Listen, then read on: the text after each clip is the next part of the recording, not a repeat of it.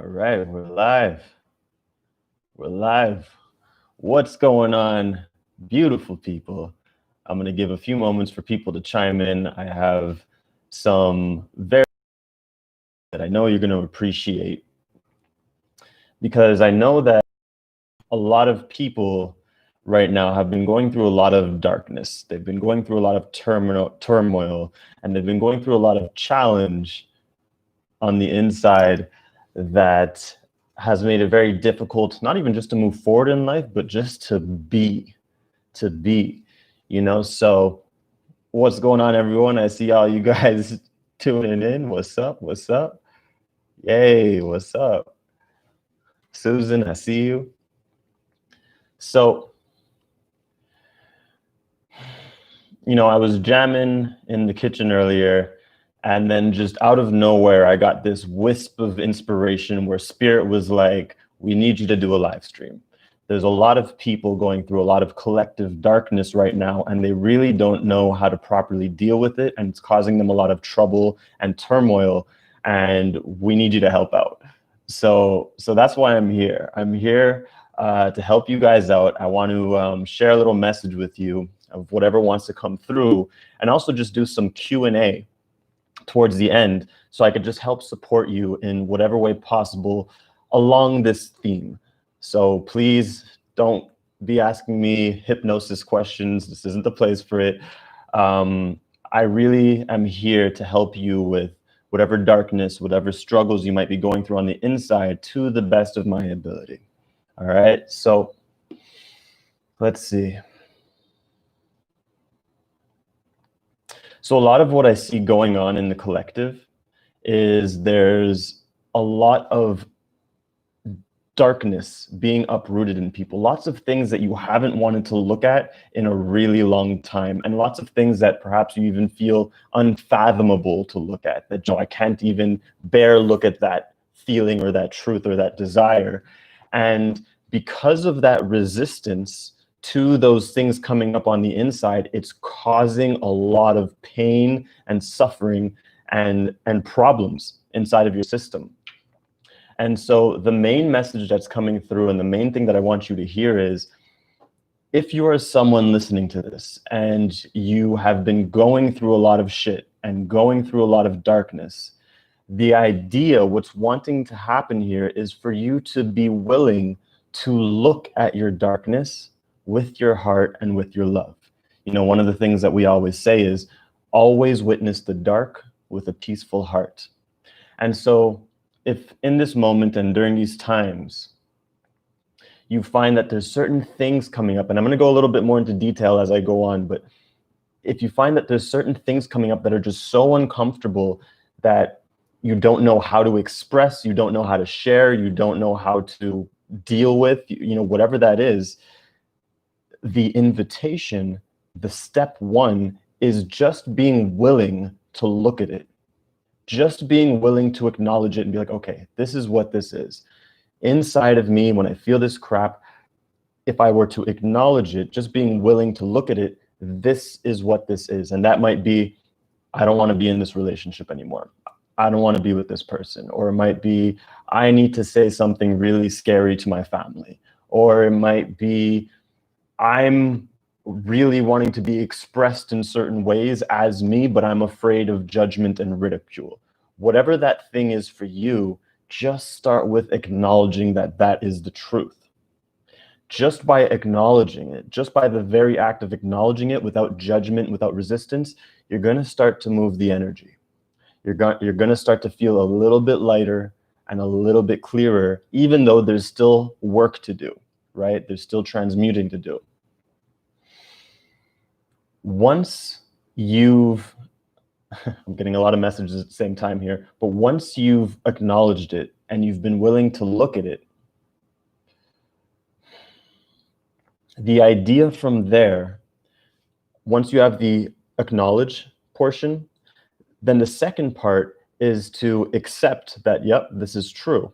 This is what's going on inside of me. I'm not going to resist it. I'm not going to judge it. You have to have an acceptance towards it, even if you don't like it, even if it's uncomfortable, even if you have shame, even if you have guilt. there needs to be a level of acknowledgement and acceptance of this is what's present. And this is what's happening. And so this is what requires my loving attention the most.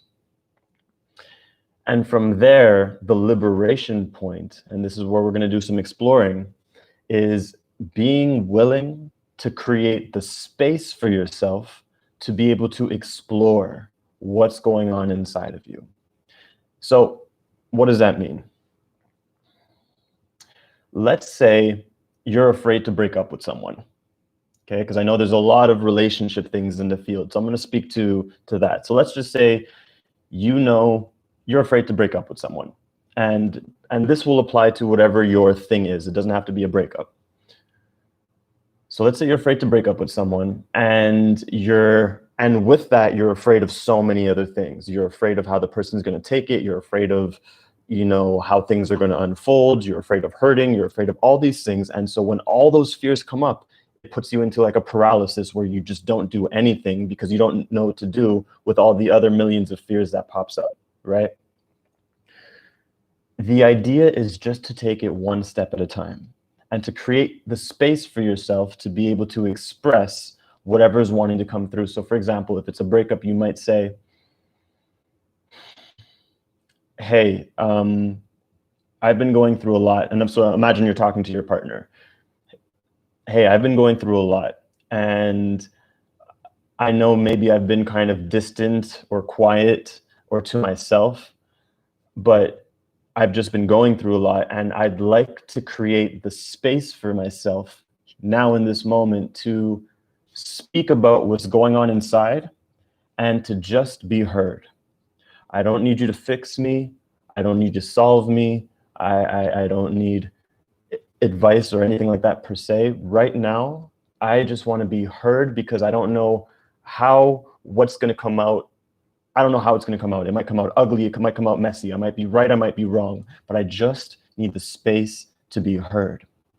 And if that person has even the slightest bit of love for you, they're going to create that space for you, and they're going to be willing to hear you out. And that is it. That is step one and the step forward. Because now you've created the soil for the seed of truth to blossom. Okay? Now, the reason why I'm giving a relationship example is because one of the things I was seeing this morning when I was tuning into the collective and I was tuning into the energetic weather, so to speak, is what my guides were showing me was that there's a lot of people who are really, really afraid to let go of relationships that they know are long overdue, that they know are long expired. And there's a lot of fear in this, and they have a lot of compassion for you for this. And that's why it's okay if you've been taking time to move through this. There's no rush. It's important to always be kind to yourself and have compassion with yourself. But what the guides were showing me is that in a lot of cases, it actually is either a romantic relationship or a relationship with family that's trying to change in some way. And it could be a breakup wanting to happen. It could be someone that you've already broken up with, but you're still holding on to them inside yourself, and you haven't really taken the steps on the inside to let go and move on because you're still holding on energetically. Or it might be dynamics with family that are just wanting to change, but you're not wanting to, feel guilty or to trigger them or to disappoint them or whatever case may be. It's the visual that they literally show me is like, imagine it's autumn and a bunch of leaves are being pulled off of a tree, but there's certain leaves that are just holding on even though they're shriveled up and dead, and they need to go completely in order for new blossoms to come. So this is a lot of what I see going on in the collective. And now I just wanted to open up the space to explore some of your questions and what might be going on with you along these themes, because a question that you have will very likely be something that resonates with everyone else as well. So that being said, let's open up the space. And while you guys type your questions, I'm just going to tune in and see if there's anything else over here. There is. So more on the line of relationships. The reason why it feels so challenging to let go of whatever relationships you're holding onto is because a part of you knows on an unconscious level or now conscious level that there is a greater relationship coming for you. There are greater relationships coming for you, and it is so big energetically. It is so big and so appropriate for who you are now that it feels scary to let go of what you have or what you had, so to speak. And so the reason why a lot of this clean sweep is happening is because there are a lot of new relationships trying to come in. It's kind of like an early spring wanting to happen. You know, even though we're nowhere close to spring yet, it's kind of like an early spring wanting to happen so that that blossoming could begin to occur and you could begin to enjoy the new seeds of those relationships and what's the word?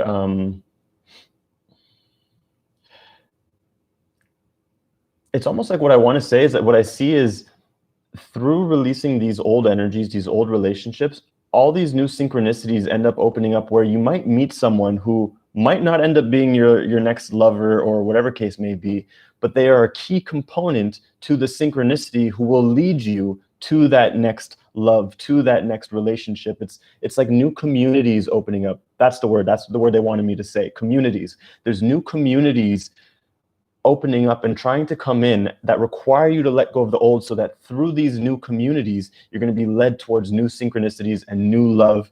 And all the guys are cheering right now. That's the message that was really wanting to come through, is that there's these new communities wanting to come in that are going to lead to so much more than just new romantic relationships. It's literally your new life and your new dreams and everything that has to do with that. All right. So, oh, wow. See, we got 44 people here, the 44 light leaders. So I'm gonna take a moment to look at your questions. And in the meantime, if you guys want to support this message in the channel, please go ahead and just hit the like button because it helps my channel be more findable on YouTube. So if you could hit the like button, that'd be super helpful. All right, let's see what we got here.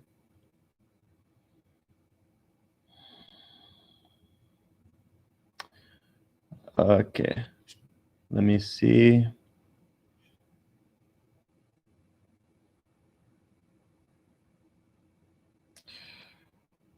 Okay, let's start over here. Anna's asking, what if you're stuck in a situation and don't have the tools to get yourself out? For example, a living situation. What if you're stuck in a situation and don't have the tools to get yourself out? Well, first of all, you always have the tools. So you do have the tools. It's a belief that you don't have the tools. It would help if I had a little bit more detail, but give me one sec. I'm going to tune into this one for you. There's an honesty that's wanting to be had that you're not expressing. And that is the tool that you're looking for. It's almost what I see in your mind is that you're looking too far in the future about how things are going to work out for you. Like, okay, you want out of this living situation. So you're looking in the future of like, okay, but how's this going to work out? And how's that going to work out? And what about this? And what about that? But that's way too far in the future because you don't know what synchronicity is going to do for you. The tool that you do have and what's wanting to happen is honesty. There's a level of honesty that's wanting to happen first because honesty breeds clarity.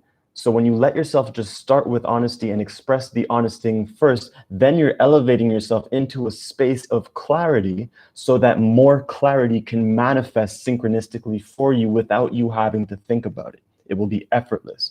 So again, you do have the tools. It is honesty that you're looking for. It's just that you were looking way too far in the future. And by expressing that honesty, you're going to elevate to a space of clarity, and clarity will manifest into more clarity.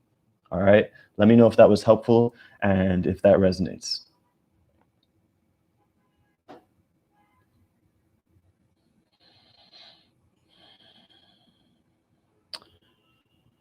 All right. Perfect, perfect. Okay. I'm just looking for questions here.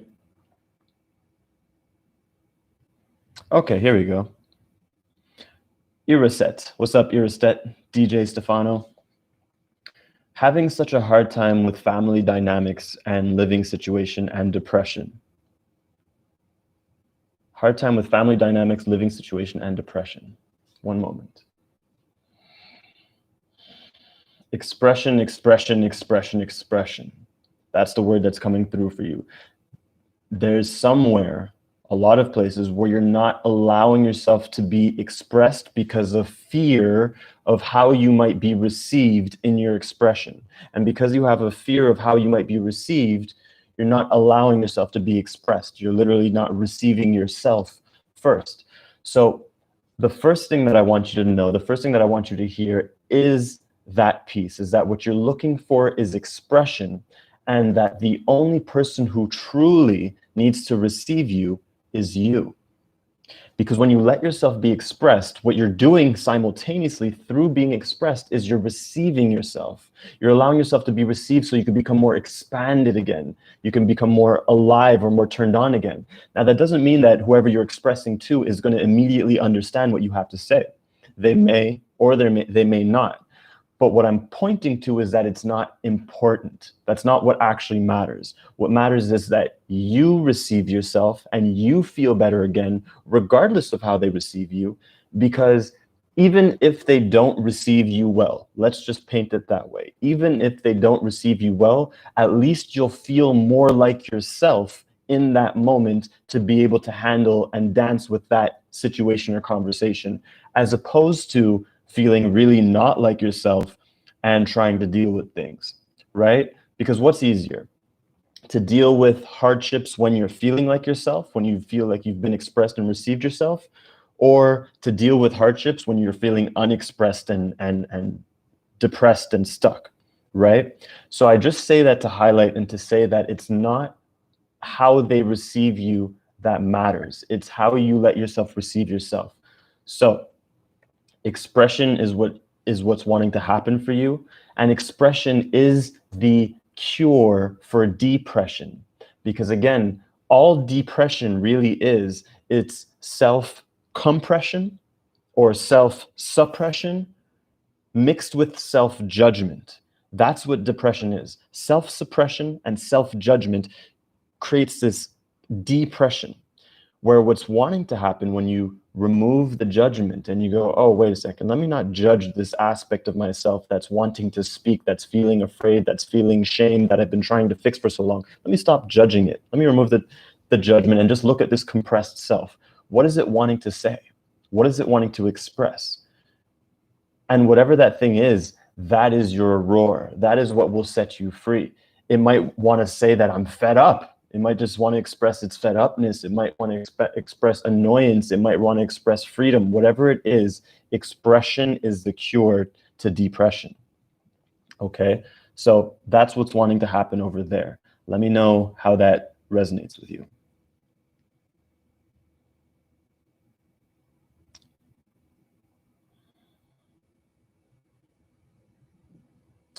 How do you embrace the darkness and the gifts it can offer you without letting it exhaust you?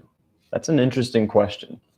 Interesting because I'm curious why you said things in that way, in terms of without letting it exhaust you. So one moment, let me tune in. How do you embrace the darkness and the gifts it can offer you without letting it exhaust you? Oh, I see what's going on inside of you. Okay. So the simple answer is by releasing the judgment you have on it. It's the judgment that you have on the process or what's wanting to come up or how things are wanting to unfurl that's causing the exhaustion. The process itself is not exhausting. It's actually very exciting. It's actually very enlivening if you allow it to be. So how do you embrace the darkness and the gifts it can offer you?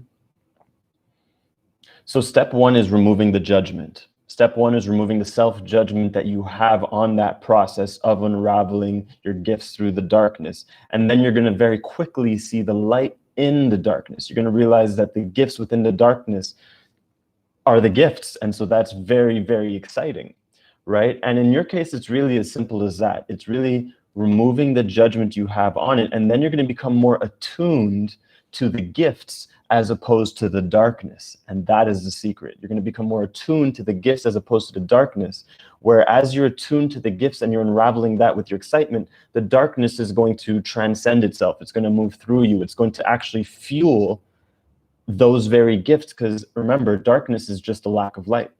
It is just more light waiting to happen. That's all darkness is. So that's why your darkness is actually very good, because it's fuel for your fire. It's what allows you to become more you. It is that it's a spiral-like energy that infuses more of your greater being, more of your gifts. So in your case, it's remove the self-judgment.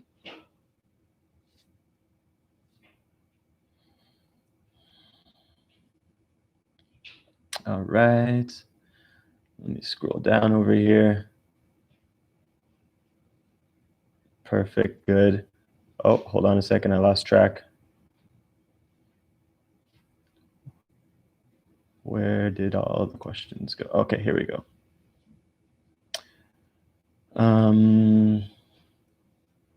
Oh, thank you guys for hitting that like button, by the way. That's very helpful. I see that you guys did it, so thank you. Thank you so much.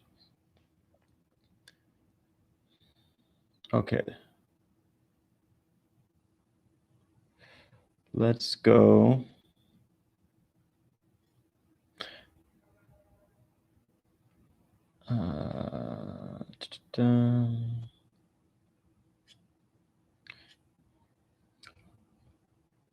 Sorry, it's taking me some time. There's just not all the not everything there is actually a question, so I'm kind of skimming through. But let's see here. You know, I'm going to start from the bottom and go up now.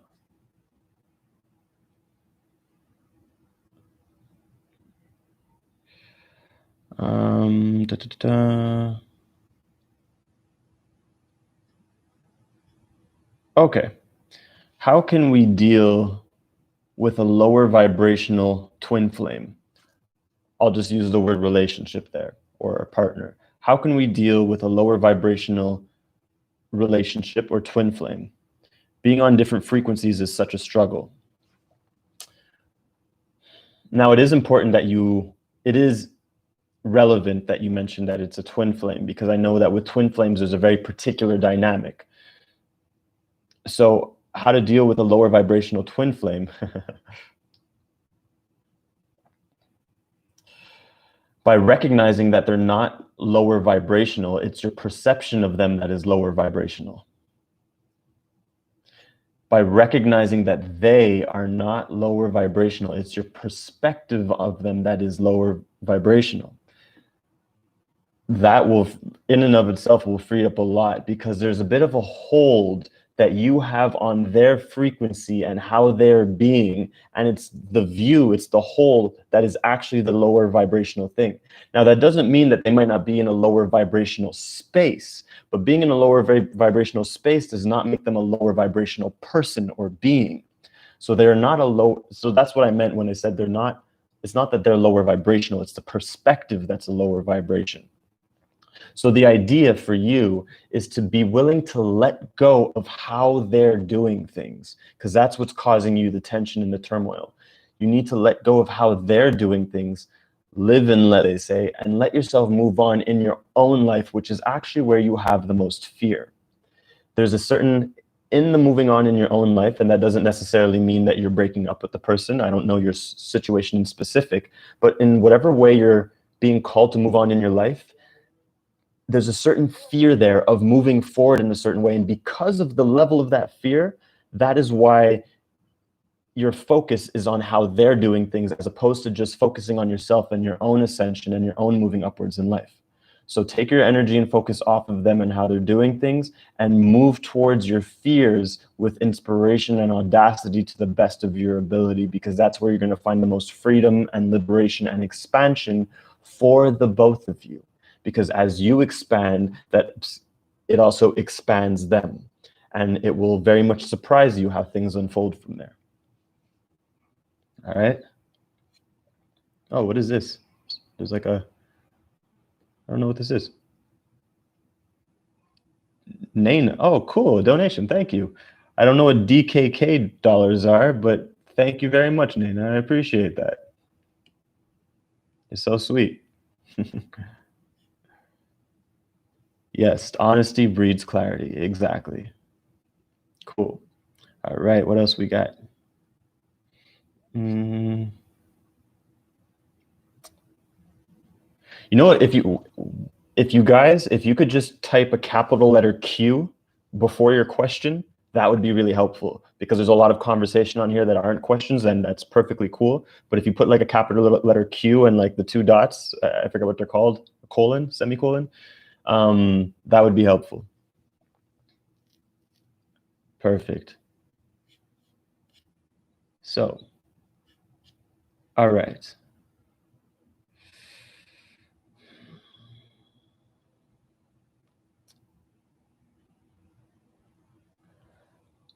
How to deal with feeling like you're experiencing psychosis in this process. Cool. One moment.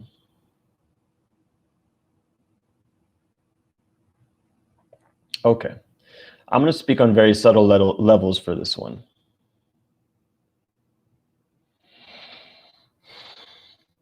So let me just make this a little bit universal for everyone so that they can relate. As you begin to ascend and you begin to have your gifts turn on more and more, it can happen that you have fears come up of psychosis, of feeling like you're going crazy, because you start to be able to perceive things that you're like, what the fuck? How am I seeing these things? How am I knowing these things? Maybe I'm going crazy. So the way to deal with those things is, one moment. Well, I'm going to put it very simply. The way to deal with psychosis is to simply recognize that on some level, you know, you're not going crazy. On some level, you know it's not psychosis, you know it's something else. And I know that this is something that you specifically can feel. You're just feeling the symptoms and the energy of psychosis, even though you know it's not psychosis. And therein lies the secret. What I want you to do is to attune even more to the part of you that knows that it's not psychosis, and recognize that that psychosis energy is actually just more magic wanting to happen for you, being filtered or moving through some limiting beliefs that you still have in your mind. And so that's why it's being experienced as psychosis energy, even though the greater you knows that it's not psychosis. All right, so again, attune to the part of you that knows that it's not psychosis, be excited about that, and then as the psychosis energy starts to surface and rise within you, recognize that it's actually just more magic wanting to happen. When you remove the resistance off of it and the judgment you might have off of it, you'll feel that it's more magic wanting to happen, and you're actually going to get really, really, really excited when you do this. If you do that, if you were to do that right now in this moment, you're gonna get really excited and things are gonna explode for you in a very magical direction. So you're very much gonna enjoy this. All right, so let me know if that was helpful or if there was another part, but that should be everything you need to begin to transmute this in a very exciting way, knowing that you're not crazy and it's not psychosis, it's more magic wanting to happen. Lydia, what's going on? Thank you for the donation. I appreciate it. What do you think about the powers that be and the coronavirus? Also, what is the form of your spirit guides? So I don't think of the powers that be, for one. I don't place any energy on it or attention on what you're referring to in the way that you're referring to it. Because from my perspective, everything is all one thing, right? There's only one thing in all of existence. Whether you want to call it God, the creator, the universe, consciousness, doesn't matter. So first thing is, I don't create a separateness. I don't create it as there's us and the powers that be. So that's what I mean when I say that I don't think of it, because from my perspective, there's only one thing.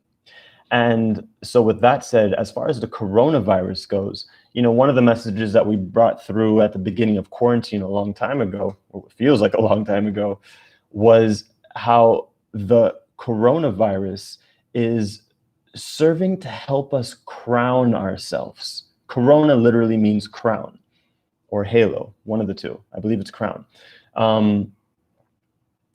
And so it's literally helping us to crown ourselves, to choose ourselves by, in a sense, forcing us to live more through being ourselves, as opposed to doing the things that we don't want to do, we don't like to do, and does not fuel our souls. So in that sense, the coronavirus has very much helped us because it's forced us into positions of new self-reflections, new self-explorations, new ideas, new passions, and also created the time and the space for you to have to explore those things. So from that perspective, I'm extremely grateful to the coronavirus for allowing us the space to become more of ourselves and explore more of our deeper passions and more of our beingness. So that's really what's wanting to happen here. And that's what I think of that situation. There's a harmony wanting to take place. One more thing. All of what is happening now on the planet really has everything to do with unity.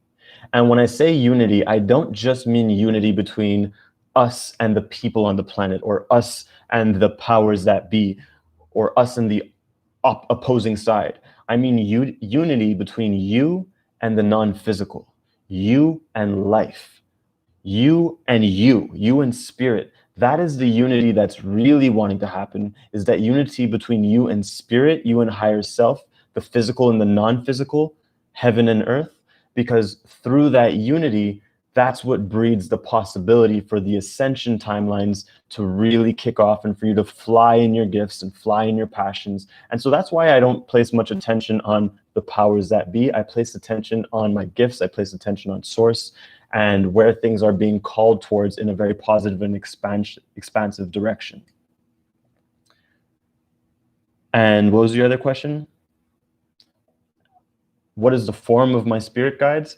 They could take many forms. Spirit guides are formless. They are shapeshifters. So they could take on any form that is relevant for you to experience. In my case, at the moment, in this exact moment, my main guides, my angels, are a circle of 9 beings. They are a council of 9. They simply call themselves a 9. So kind of picture like almost like a semicircle, or a little bit more than a semicircle of 9 beings, and a few angelic beings hanging around here and there. So that's the form that they're taking in the moment. But like I said, they could shift into many different forms.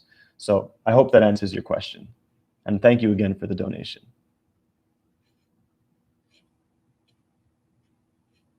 Thank you so much, Duce or Duce, Monique. I appreciate that. Thank you. Millie, thank you so much. Thank you. Okay. So going to the next question here.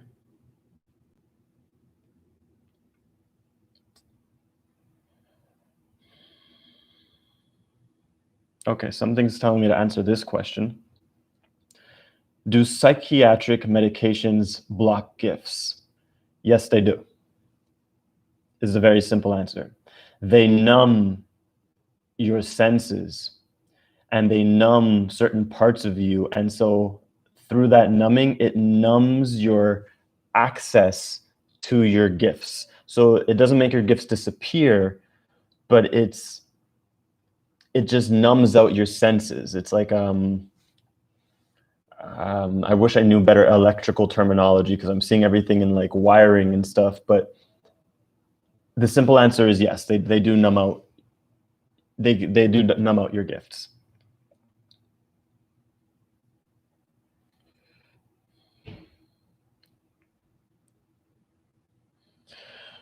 How to deal with being alone?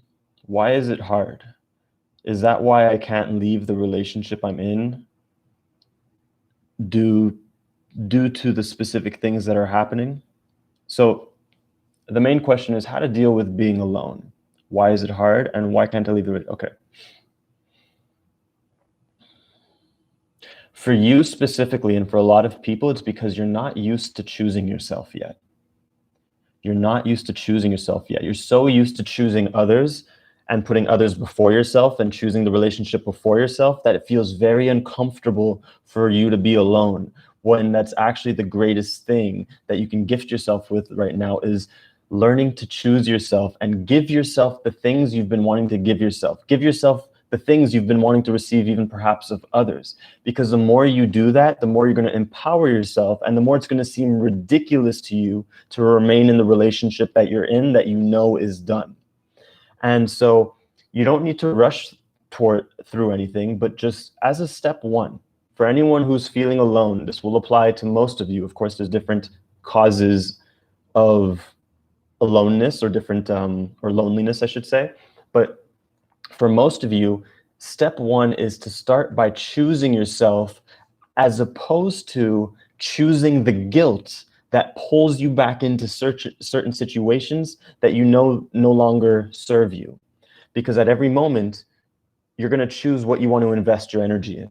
And do you want to invest your energy in yourself, in your higher self, or do you want to invest your energy into your guilt? Because whatever you invest in is going to appreciate, right? It's going to expand. So step one for you is start with just choosing yourself instead of your guilt, and just with whatever those little things are. It might just be saying no to something you normally say yes to, which is actually when you say no to something that isn't for you, you're saying yes to your higher self.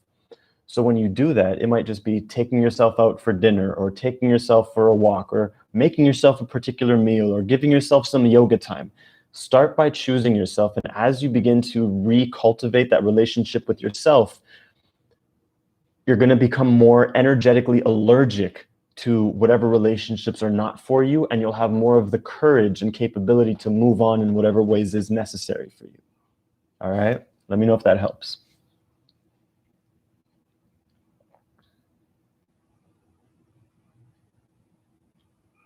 Beautiful.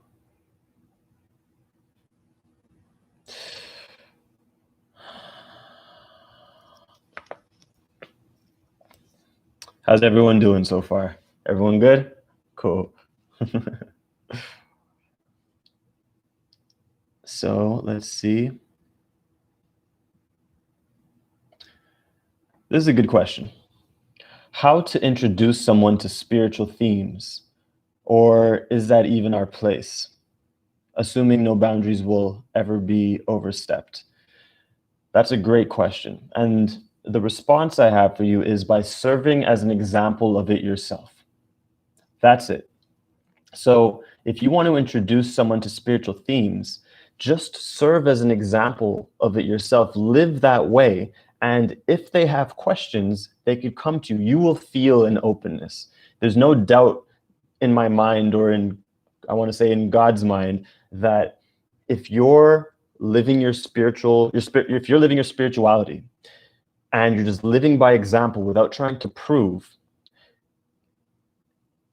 if someone who you are wanting to introduce to it has any openness to it, you will feel it. You will know it. You'll feel an opening. You won't feel like you have to push in any way. You won't feel like you have to go around any hurdles, because the thing to be aware of is, if you're trying to get someone into spirituality because you think you know it'll help them, or if you actually know it's what they need right now. Because if they actually need it, there will be an openness to it in some way, whether it's through you or just through the synchronicity of their own life.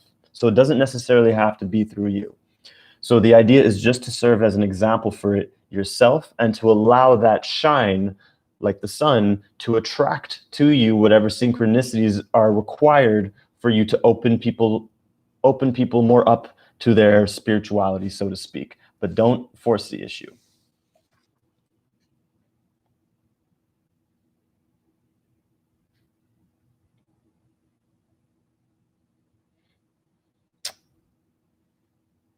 Right. Thank you so much, Joe Mani. I appreciate the donation. Thank you.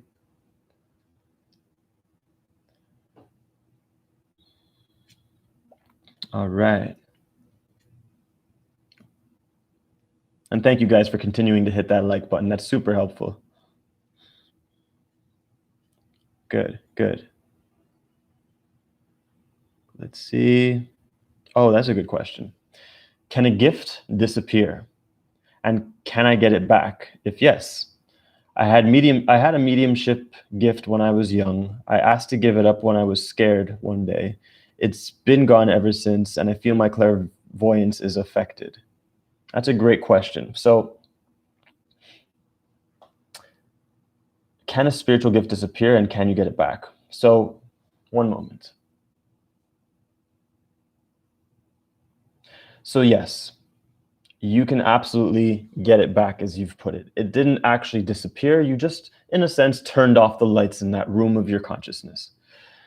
The idea for you is to simply ask for it back, to ask to have it turned on again, and to be ready to face the fear that you had when you initially turned it off. Because that will be the first echo, the first manifestation that will happen for you as your sign that that gift is turning back on.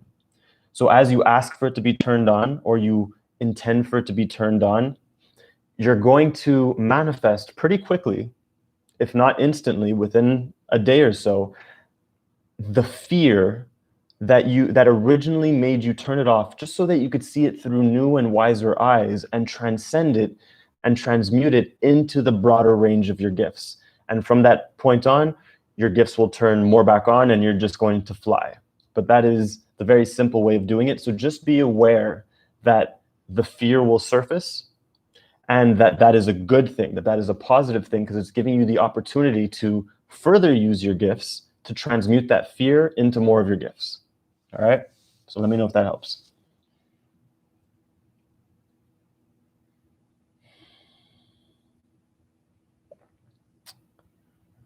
All right. I never clicked on this because it's called Shining Light on the Inner Dark. How do you do that? I have anxiety and depression and would like to know your thoughts and advice. I didn't fully understand the question. One second. I never clicked on this. I think okay. From what I understand, you're saying I clicked on this because it's called Shining Light on the Inner Dark. How do you do that? I have anxiety and depression and would like to know. Okay, cool. Got you. One moment.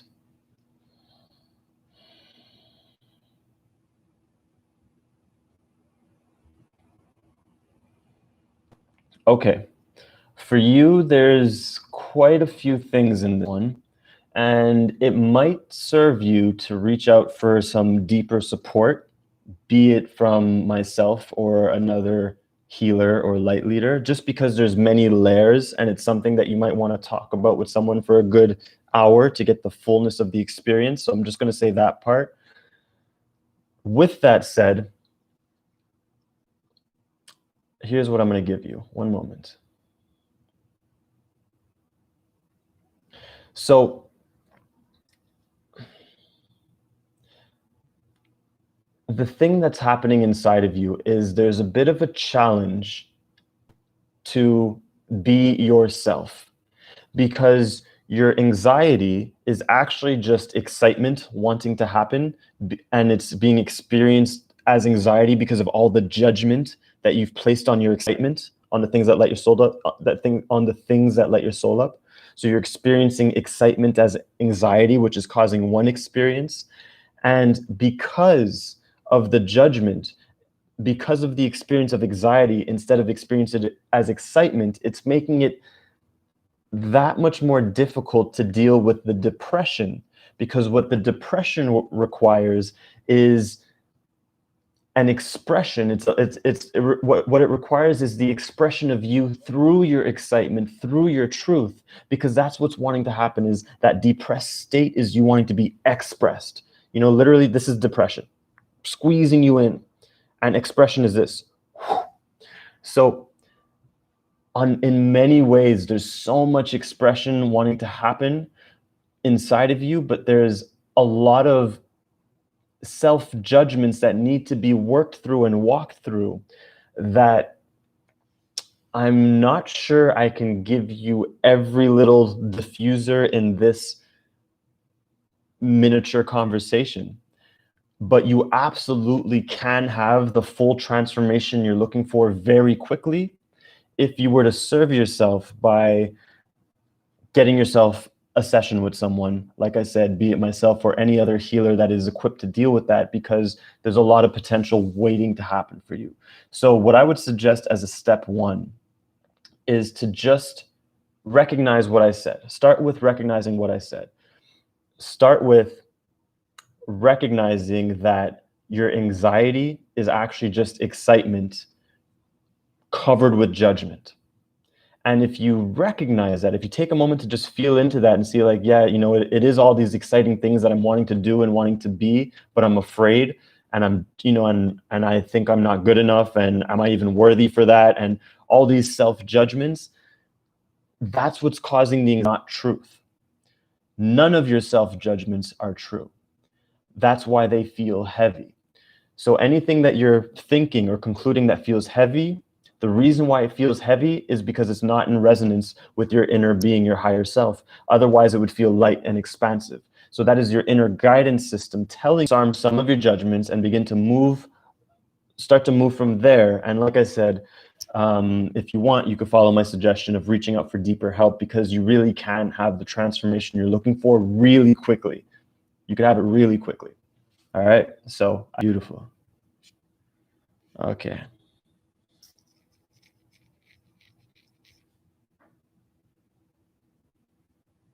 Okay, I'm gonna answer this question because this comes up a lot. So, it says in your recent video on not doing inner work, I'm interested in this method, but wondering if you could explain how it's different than spiritual bypassing. Such a good question. I thought I covered that thoroughly in the video, but if it wasn't clear, then I guess I didn't. So, just to fill people in that video, I talk about, instead of doing inner work, to focus on expansion. And if you were to listen to the video, you'll, you know, I can't go over the whole video now, but go and listen to the video if you want. But the way that it's different than spiritual bypassing is because you're not ignoring the things that are wanting to be explored. You're just not going digging for them. That is the difference. Because when you live through expansion, when you move towards more of your higher self. Hold on, my guides are telling me to make this more clear. Okay, I'm gonna make this more clear for you guys.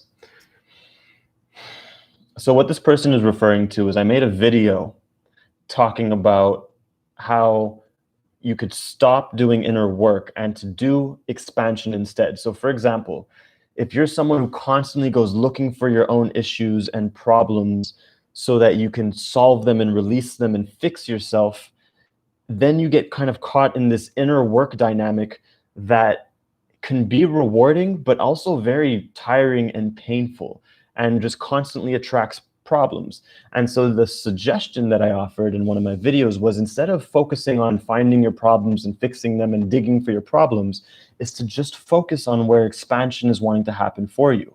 So for example, if you're feeling trapped in your life, instead of going to dig for why you feel trapped and finding out that it's because of a daddy wound that you had when you were 3 years old or whatever it is, instead of finding out why you feel trapped, move towards the feeling that you're wanting to feel instead. So if you're feeling trapped, maybe you're wanting to feel free. So the idea is, instead of looking for why you feel trapped, to look at what you can do to take a step towards freedom, whatever that might be.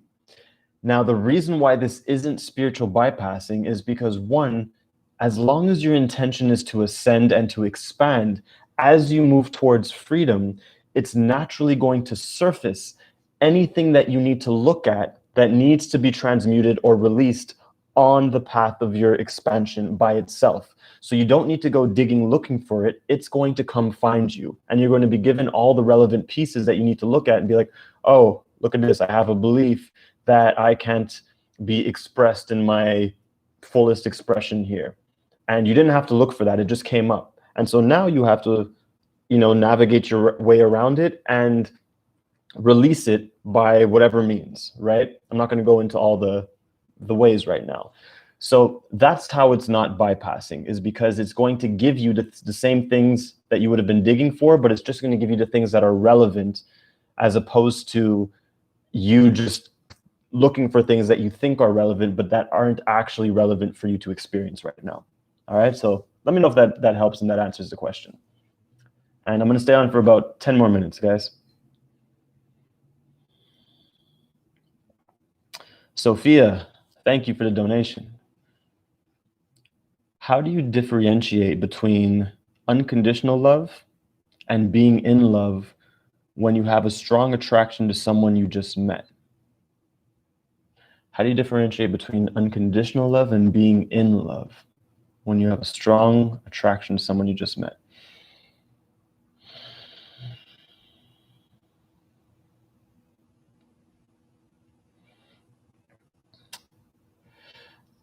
Unconditional love is a lot like watering a plant or watering a flower.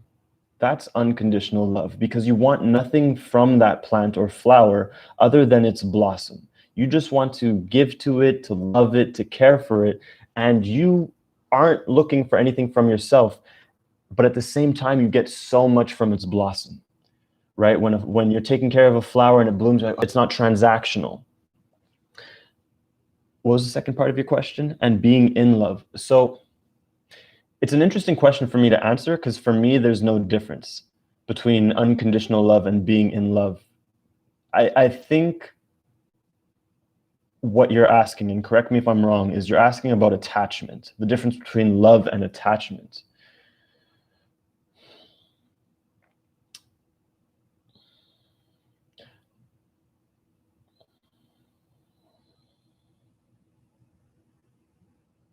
Yeah, I'm not entirely sure how to answer this question, just because I don't fully understand the question beyond what I just said. What I can tell you is when you meet someone new and you feel that attraction, as long as they make you feel like more of yourself, that's an amazing thing. Because that is the point of a relationship. A relationship, well, that's not the point. I shouldn't say that's the only point, but a healthy relationship makes you feel like more of yourself. An unhealthy relationship makes you feel like less of yourself. So the idea is, as the relationship makes you feel more of yourself, especially during the beginning stages, what's important is not to have to make the feelings that you feel in this relationship mean something so quickly. Let me explain what I mean by that. So very often people will meet someone and you have a spark, you have a connection, and then because you have a connection, because you have a bond, because you have passion, and maybe you have good sex or whatever it is, in your mind, your hopes might get activated and be like, oh, this is probably the one. And you start going into the future and you start making things mean something. You start trying to place labels on things or meanings on things, as opposed to just letting things unfold naturally and letting the meaning be revealed to you. Was that clear? Did that make sense? I hope it was. So, for example, I've had many instances where I have the most beautiful, pure love with women, and we might have an amazing connection, 10 on 10 friendship. We might even have amazing sex.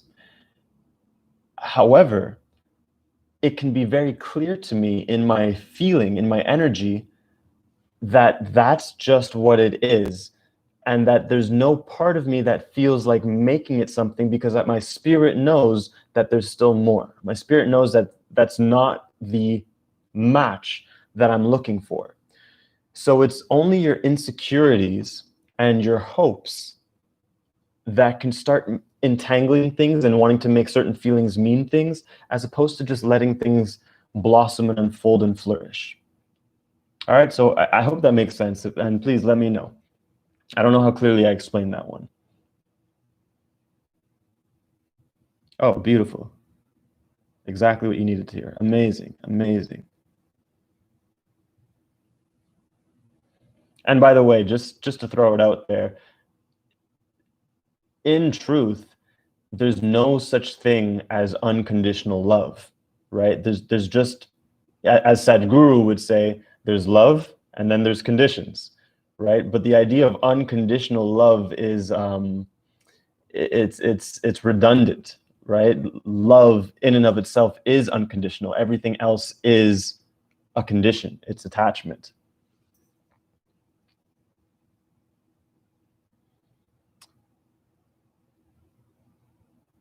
Here's a good question. Do you believe in evil spirits?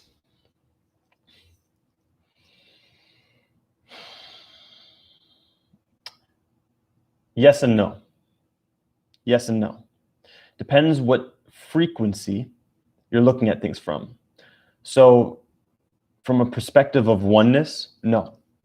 I don't perceive from that vibration, I don't perceive evil spirits. What I do perceive are angels in Halloween costumes. So for example, I've had many clients who have, let's say, lived in a haunted house where they were tormented by dark spirits, but because of that experience, that's what made them believe in the spirit world and had them go and explore spirituality and their spiritual gifts, and gave them the belief system to be able to access those things more easily, because prior to that point, they didn't even believe in those things. So those dark spirits were really angels in Halloween costumes, giving you a bit of a scare, bringing you through certain circumstances so that you have a greater awakening and you see the greater purpose. So from a perspective of oneness, no, I don't perceive evil spirits. Now, if we drop down to duality and we go to a different frequency, then yes, I do perceive evil spirits, because there are those energies that are malicious or that don't have the best of intentions.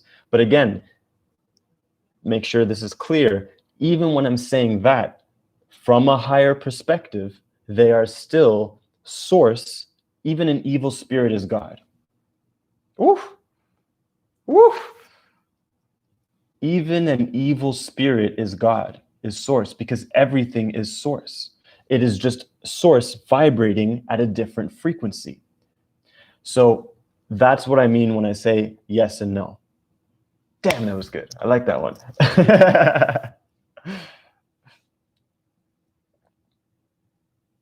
Yes. Yeah, that hit me too.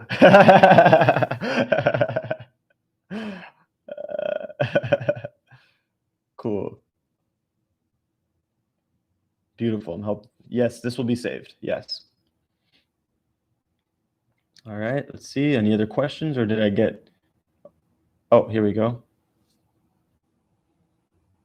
How to ask spirit guides, help me through grief or connect with my mom. I have no connection in months. My guides since my mother died, and I don't know what I'm doing wrong. I completely understand where you're coming from. And first of all, my condolences towards your mother, your mama. So let me tune into this for you. How to ask spirit guides to help you through the grief or connect with your mom. The first thing to recognize is that they're already helping you with this. They're already offering you all the help they possibly can to help you move through the grief so that you could experience more of the joyful connection with your mom. Because actually what is happening is when you are feeling grief, what you are actually experiencing is connection with your mom. And your mom is in a state of higher joy. But because you still have the belief, or you're still going through the mourning process, when she makes contact with you, instead of feeling joy, you feel grief, because grief as a mechanism is the belief in disconnection. Grief is the belief in disconnection. So because on some level, you're still sorting things out and you believe she's not here, when she is here, you experience grief. Does that make sense? So in other words, know that when you are experiencing grief, you're actually experiencing your mom being there for you, and she's helping you transmute the grief and go through it so that you can experience the joyful connection that's been there all along, that's never left, and that never will leave. Your guides are more so helping your mom help you than they are working directly with you at this moment, because they're in a sense showing your mom how to do things. I see them like, try this, do that, and they're helping her out. But that is the message that I have for you, is that the grief is your mom. So grief and joy are the exact same energy. The only reason it's experienced as grief is because of the belief of disconnection. Otherwise, you would experience it as joy. So just in knowing that, that will start to soften things for you. Just in knowing that it's actually joy, that it's actually the connection of your mom that you're experiencing when you feel grief, that will start to soften things for you and let you know more of the connection that is already there. And you might even begin to feel her more clearly now.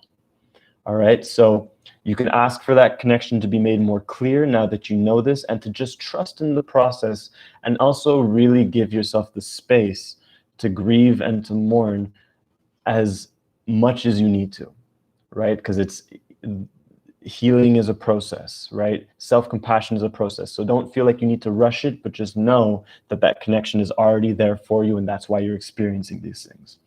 All right, so I hope that was helpful. I'm going to take 1 or 2 more questions, and then I'm going to dip out since we're at that 1 hour mark.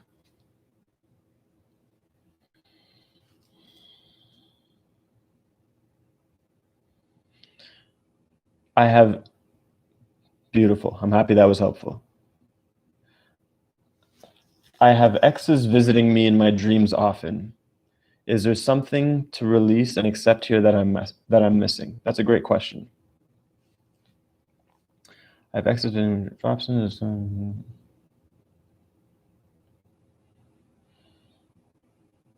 No. So your exes are visiting you in your dreams because, in a sense, you're being brought through a recounting of the lessons that you've learned with them, so that you could take it on to wherever you're going next. It's kind of like a life review, a relationship review. So each time you see an ex in your dream, it's naturally going to surface different thoughts, different memories, different emotions, what you learned from it. So you're being brought through different lessons that you learned through your exes, so that you could take the accumulation of that towards wherever it is that you're going in your next relationships, in your next ventures, because there's something in there for you. There's nothing that you have to do for this. There's no extra work or exploring that you have to do. It's already happening naturally. But now knowing that this is why it's happening will allow you to tune into the inspiration and the clarity of all this much more quickly than perhaps you would have before. All right? Let me know if that resonates. School of Light, thank you so much. I appreciate that. Thank you for the donation. All right, let's get 1 more question. What up, Marcella? Thank you for just logging in. 1 more question. Okay. Ben Wilson. I've been very forgetful lately, especially, but I've kind of been like this my whole life. Is this a message that I need to write more and plan more? What does it mean?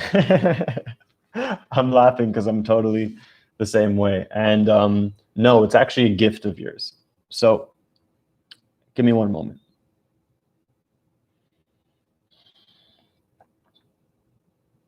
You are learning clarity consciousness. You are learning clarity consciousness. Through forgetting, what you're actually doing is you're letting go of ideas, you're letting go of time, you're letting go of constructs, and you're allowing yourself to be in a blank space, clear space, more often than not, which allows you to channel and receive higher energies very easily, because you're not held on to any constructs, any memories whatsoever. Instead, you're allowing clarity, allowing intuition to bring to you whatever memories, whatever ideas are necessary when you need them. It is actually a very powerful shift that you're going through, that you're starting to let go, or that you've been letting go of the memory complex, because memory in and of itself is an illusion. Because in truth, your greater being is knowingness. You are source energy. Source energy is knowingness. It simply knows all things. There's no need for memory per se. So memory is an illusion. And in that sense, your forgetfulness is a gift. So what I suggest to you is to be excited that you're not remembering certain things, that you're forgetting things, knowing that it's just making you a clearer channel, a clearer space of consciousness to make room for whatever timelines are wanting to move through you. Wait, one more thing. This is also helping you to ascend to higher timelines where you might find, and this might be something that only you specifically understand because I'm speaking specifically to you. This is something that is helping you ascend to higher timelines and into higher versions of yourself because the gift of your forgetfulness is that you're going to forget your past in certain ways, which allows your consciousness to, in a sense, create a new past for you. Let me make that more clear. As you ascend to higher timelines, you're going to become a different person, a new person. That new person has a very different past, very different memory of the past than the current you. And so the more you're okay with forgetting, then the more you're okay with just shifting versions of yourself and going into clearer spaces in your consciousness to be more you. So in short, it's a gift. You are ascending into clarity consciousness, and if you allow it, the more you let it go, your channeling and your spiritual abilities are really going to explode because you're going to very easily have clarity move through you. All right, so on that note, guys, I'm going to be dipping out. Jaw dropped. Damn, yes. I love your meditations. Your voice is heaven. Thank you so much. Thank you. So I hope you guys enjoyed this. I really hope this was helpful because I know that a lot of people are going through a lot of challenges and a lot of darkness during these times. And again, I just want to re-emphasize that it's okay. You know, whatever you're going through, just don't resist it. Be willing to look at it, witness the dark with a peaceful heart, you know, and as things come up, just look at it without judgment and resistance. That's really a huge key, to be willing to look at whatever's coming up without judgment and resistance, and to just be like, okay, well, whether this is right or wrong, this is the truth of the moment. This is what's true. And if you look at it from that light, you can allow that truth to evolve. Because it doesn't mean that, you know, my friend asked me earlier, she was like, she said something about, because I made a post talking about not to resist your darkness. And then she's like, well, what about rapists or like murderers or something like that? What if they're not resisting their darkness, what about them? And it was a brilliant question. And the response that came through is that what if that kind of person, let's take a murderer, for example, who just, or maybe not, I'm not going to label them a murderer. Let's say a person who really just wants to hurt somebody, right? They really want to kill somebody. They really want to hurt somebody for whatever reason. And that is building up inside of them. The reason why it's taking that form inside of them is because they have a resistance to it. They have a resistance to that truth inside them, where if they were to let themselves express it, if they were to let themselves say like, oh, I really want to hurt someone, and like, I'm sorry to say, I really want to just kill this person. By saying that, they free themselves and they start to automatically transmute that energy. And chances are they're going to go into a breakdown and a cry. And then that energy of wanting to kill someone is going to transform into them just being like, I just want to be loved, or I just want this person, I just want justice for this person. And it's just going to take on a new form. So I say that to say not to be afraid of any darkness or any thought or any belief or feeling inside of you, because when you bring it to the light of your consciousness and you express it and you share it, there's a good chance it'll take a new form, and it will always take a lighter form because you're alchemizing it with the energy of truth, and truth is an extremely high vibration, and so it's the perfect thing to alchemize the darkness. All right, so I hope this was helpful, guys. Again, thank you so much for being here. It's been a great pleasure. Exactly, like video games. It's been a great pleasure, and again, if you want to help out, just hit that like button, hit subscribe, share this video, do all the things, and as always, I love you so much, guys, and we'll talk soon. Peace.